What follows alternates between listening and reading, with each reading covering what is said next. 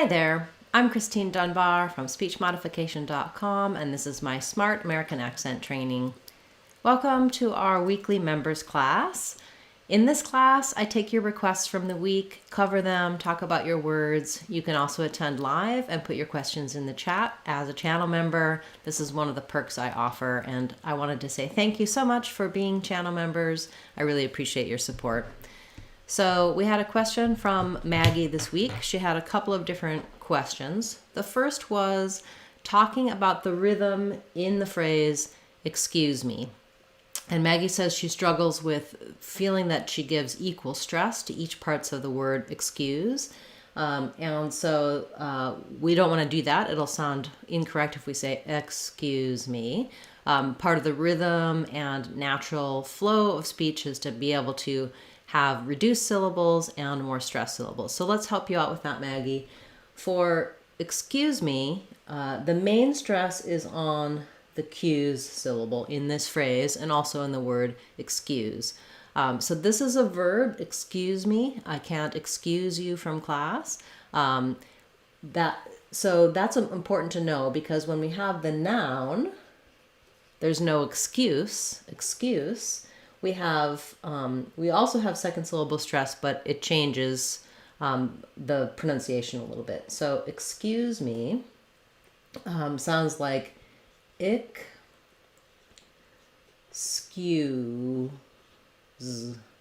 So anytime you're having trouble with being too even on syllables, a really valuable tool is to say the stressed syllable first and then just tack on the unstressed syllable as a short and less important part of the word. So what you would do for excuse me is try practicing skews. So it sounds a little strange, but what you want to say is skews, excuse.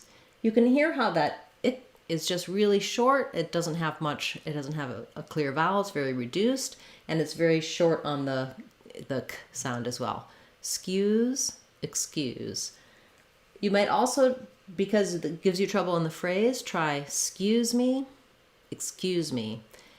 People actually almost say just excuse me. They almost even leave that ick off of that phrase. So you could try that. Try just saying excuse me. And then think of this as being this tiny little touch. Excuse me, where that ick is very, very short. Hopefully hearing that way and practicing using that strategy will help you. And then for noun, rather than a Z sound, we have an S sound. So for excuse, there's no excuse. We have the skew.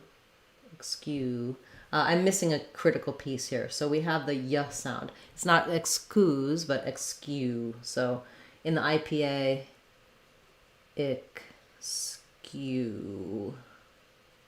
So we have the Y sound there. So think about, I was modeling that, Q, skew, excuse, but I didn't have it in the writing there.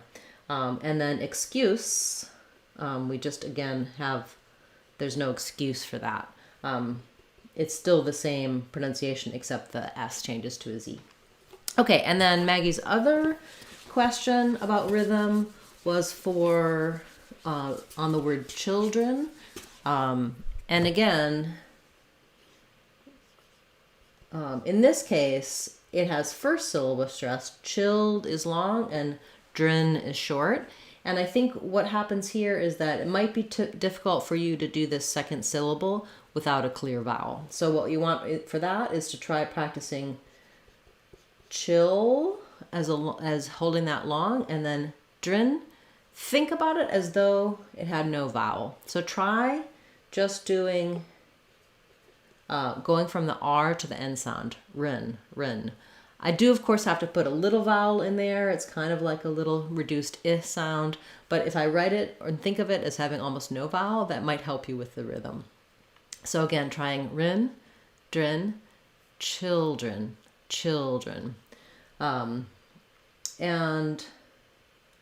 trying to think of, having a contrast word can be helpful as well, like try saying chill them. That's where we're not going to be reducing. We're going to have a clear vowel on them. Chill them. It's still stressed in the phrase on chill. You want that to sound significantly different from children. So chill them, long, long, children, children, long, short, and reduced, children. And then, of course, once you can say children, try it with some, in some phrases. The children are busy.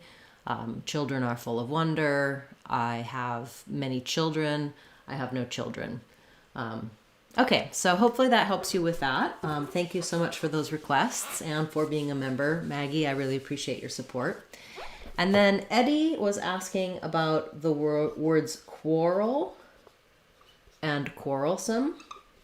So I do have a video for quarrel. I sent you the link for that, but let's talk about it as part of quarrelsome, since I don't have a video for quarrelsome. So quarrel is challenging because of the combination of sounds and the spelling. So let's rewrite it with the IPA. First of all, we have first syllable stress. The QU says a qua, a k and a w sound. And we have an or diphthong here. Quarrel, a schwa, and an L. So that's for quarrel. And then quarrelsome, we just add another sound, a schwa, and an M.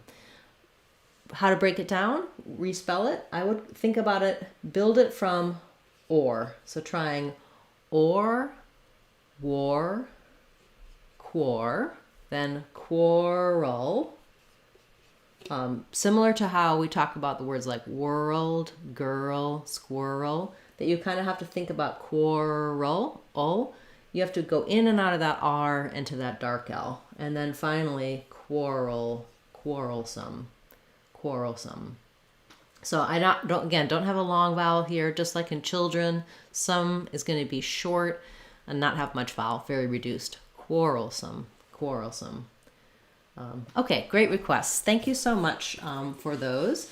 Remember, as channel members, you can attend this class live. You can also send me your requests throughout the week just by leaving a comment on any of our videos to let me know what you'd like to have more help with.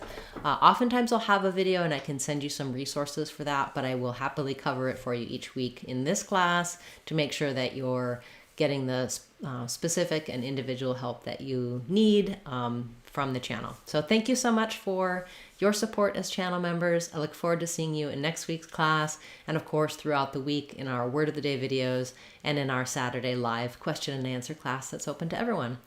Thanks for being a channel member, and I appreciate your support. I'm Christine Dunbar from speechmodification.com. Remember, if you want to sound like a native speaker, you can do it. speechmodification.com. Bye everyone. Hope to see you again soon.